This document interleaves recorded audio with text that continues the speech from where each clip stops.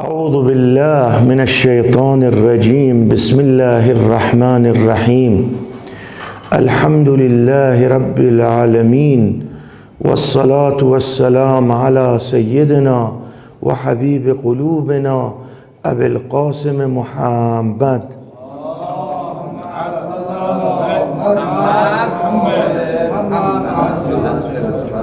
وعلى أهل بيته الطيبين الطاهرين، واللعن الدائم على أعدائهم أجمعين. كيف يتفوق طالب العلم؟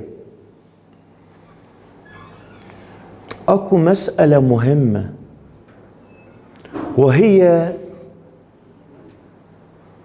أن طالب العلم لابد أن يكون دائما عنده شخص ينصحه، يرشده، يدليه الطريق، لأن الشيطان محيط على الإنسان، دائما يوسوس، دائما يفتن، دائما يريد أن يحرفك عن طريق الصحيح، دائما ليلا ونهارا. ولذا الإنسان يحتاج إلى مرشد، إلى إنسان مهذب مؤمن متدين وصل إلى مرتبة عالية من العرفان،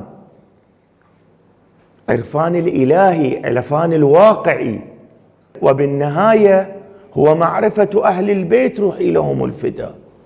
ولذا طرح مسائل الأخلاقية لإرشاد طالب العلم مهمة، لابد أن يتنبه دائما طالب العلم. ولذا من جملة الأمور التي لابد أن يراعيها بجد هي مسألة الكذب. مع الأسف ترى بالمجتمع الكذب صاير عادي، كأنما شيئا بسيطا. لا، الكذب يسبب انهيار الإنسانية، يسبب سقوط الإنسان من المعرفة إلى الضلال.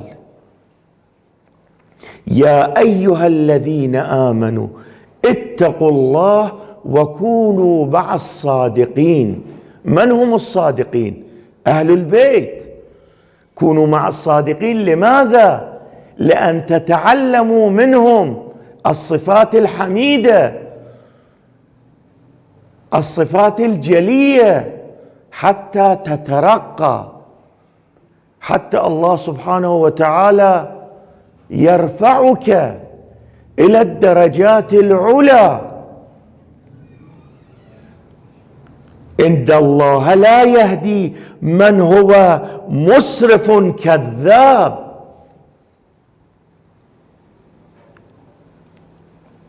اللي يكذب، اللي يسرف في الإكذاب، يعني كثير يكذب، الله سبحانه وتعالى ما يهدي، يولي وجهه، ما يدير له بال. طالب العلم تريد توصل إلى مرتبة عالية، اترك الكذب مهما كان.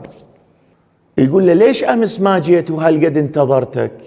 كون صادق، قل له كنت تعبان، أو ما أرغبت أن أجي، أو كان لي مشكلة ولذا لم أجي. لا تكذب، لا تجيب أدلة وبراهين كذب، هذا يسقطك، يجرك إلى الضلال.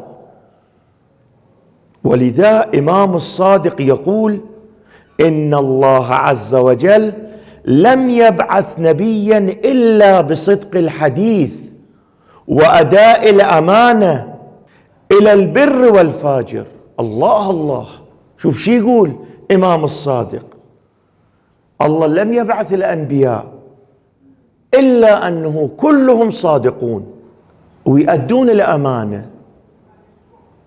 ماكو فرق، شخص متدين أو ليس بمتدين يؤدون الأمانة إليه. احنا الآن مو بحثنا في الأمانة، بحثنا في صدق الحديث. كون دائما صادق، لا تكذب.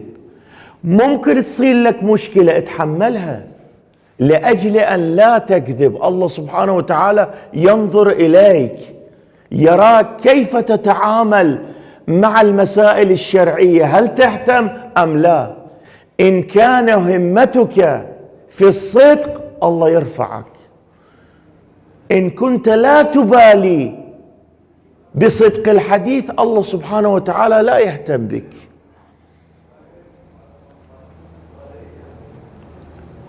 إن رجلا أتى سيدنا رسول الله صلى الله عليه وآله وسلم قال: يا رسول الله، علمني خلقا يجمع لي خير الدنيا والآخرة. فقال صلى الله عليه وآله وسلم: لا تكذب، كن صادق، هذه فيه خير الدنيا والآخرة.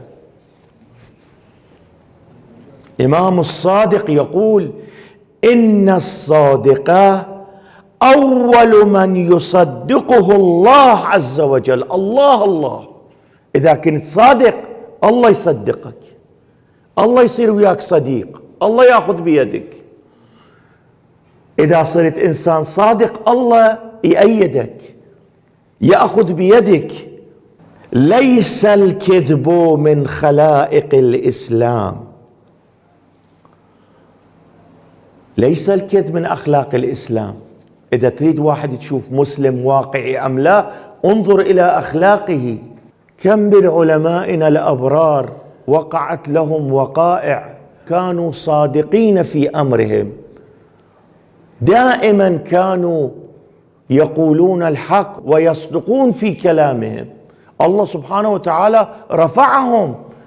أنتم تفكرون هؤلاء العلماء الذين لهم محبة في قلوب الناس، هذه المحبة جاءت من أي طريق؟ لا، جاءت من صفاتهم الحسنة.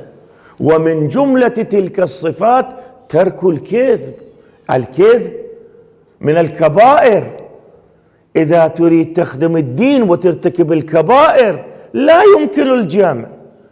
كيف يمكن الجمع بين طلب العلو لخدمة الدين وكذبك؟ لا يمكن هذا. الإنسان إذا يريد يخدم الدين لابد أن يزيل الصفات السيئة، يزيل الحرام، يترك الحرام. من جملة تلك الأمور هو الكذب.